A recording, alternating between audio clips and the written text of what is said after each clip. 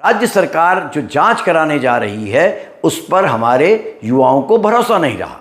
सरकार उनकी भावनाओं को समझने का प्रयास नहीं कर रही है, उनको सही तरीके से नहीं समझा रही है, उनको ये नहीं बता रही है कि हम पूरी ईमानदारी से, निष्पक्षता से जांच करा रहे हैं। सरकार ये बताने में भी विफल हो रही है कि 2023 में इसी सरकार ने देश का सबसे सशक्त नकल विरोधी कानून बनाया है, जिसमें 10 साल तक की सज़ा है, जिसमें इस प्रकार पर्चा लीक होने पर उस पर्चे के थ्रू पास होने वाले स्टूडेंट्स को दोबारा सरकारी नौकरी में के लिए बैठने ही नहीं दिया जाएगा। कठोर प्रावधान बनाए हैं। सरकार को चाहिए था कि वो उनको ही बताती कि ये हमारी ही सरकार है जो नकल के खिलाफ इतने कठोर कदम उठा रही है। लेकिन सरकार ने क्या किया? जो इस दौर में सबसे सरल और सबसे ज़्यादा मुफीद और सबसे ज़्यादा राजनीति के काम आता है, जो व्यक्ति ने इस का पर्चा लीक किया, जो पकड़ा गया है, वो एक मुस्लिम है, मुसलमान है। तो राज्य सरकार ने ये कह दिया कि साहब ये नकल जिहाद है। मतलब अब आप नकल को भी हिंदू मुस्लिम बना रहे हैं। और इस व्यक्ति, इस आरोपी के घर में बुलडोजर भेज के इसका घर तोड़ दिया गया।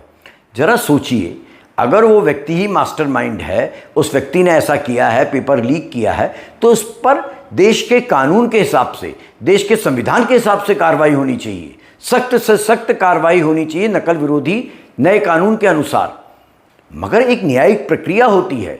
देश का उच्चतम न्यायालय, सुप्रीम कोर्ट बार बार कह रहा है कि आप बुलडोजर नीति मत अपनाइए, लेकिन ऐसा कर दिया गया। और जो उत्तराखंड में नकल के घोटाले हो रहे हैं, उसका मास्टरमाइंड हाकम सिंह नाम का एक व्यक्ति है, जिसके भारतीय जनता पार्टी के बड़े नेताओं से घनिष्ठ संबंध होने की बात हमने पिछले साल सुनी थी, फोटोज़ देखी थी, इस्टेब्लिश भी हुआ था। उस व्यक्ति को राज्य सरकार ने भी गिरफ्तार भी किया, अभी भी गिरफ्तार किया हुआ है, लेकिन उसके घर तो आपने बुलडोजर नहीं भेजा। आप नकल जिहाद की बात करके क्या नैरेटिव गढ़ना चाहते हैं? आपको ये समझना होगा कि युवा वर्ग अब आपसे तिक्त आ गया है, मगर गेम वही चल रहा है। हर चीज़ को हिंदू मुस्लिम कर दीजिए, नंबर 1। नंबर 2, ट्रोलर्स की आर्मी सोशल मीडिया में डाल दीजिए जो गलत नैरेटिव गढ़ने में मदद करे।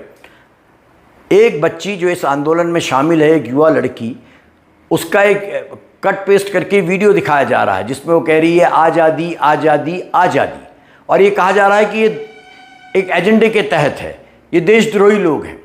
सच ये है कि अगर आप पूरा वीडियो देखेंगे तो बच्चे नारे लगा रहे हैं, हमें नकल घोटाले से आज़ादी चाहिए, हमें भ्रष्टाचार से आज़ादी चाहिए। वो आज़ादी आज़ादी कहने से पहले सारी बातें कह रहे हैं, मगर उसको काट दिया जा रहा है।